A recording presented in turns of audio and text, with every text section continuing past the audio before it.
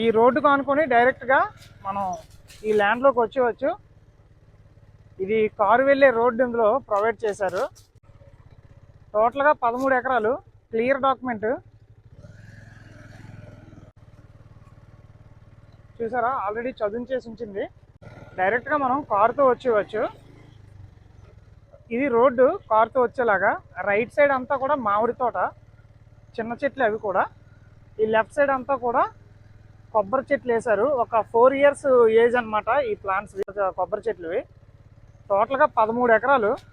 ఇక్కడ నుండి ఇదంతా కూడా టోటల్గా 13 ఎకరాలు. ఇక్కడ మీరు చూడొచ్చు, ఆల్రెడీ ఈల్డింగ్ వచ్చింది.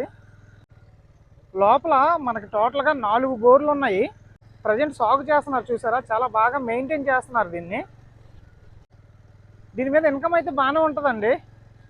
సో ఇయర్ నుంచి ఇన్కమ్ స్టార్ట్ అవుతుంది దీనిపైన. ఇప్పటి వరకు కొన్ని చెట్లు కాస్తున్నాయి, కొన్ని చెట్లు కాయట్లేదు. సో ఆల్మోస్ట్ ఇది 4th year కాబట్టి ఇక్కడ నుంచి ఇన్కమ్ స్టార్ట్ అవుతుంది.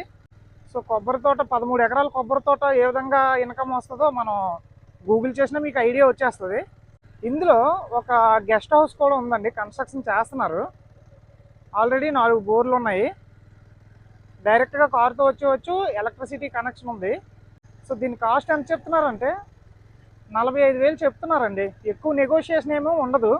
సో మేబీ ఏదో సాటిస్ఫాక్షన్గా తగ్గించాలి తప్ప ఎక్కువేమి ఉండదు. ఇదిగోండి, ఇది గెస్ట్ హౌస్.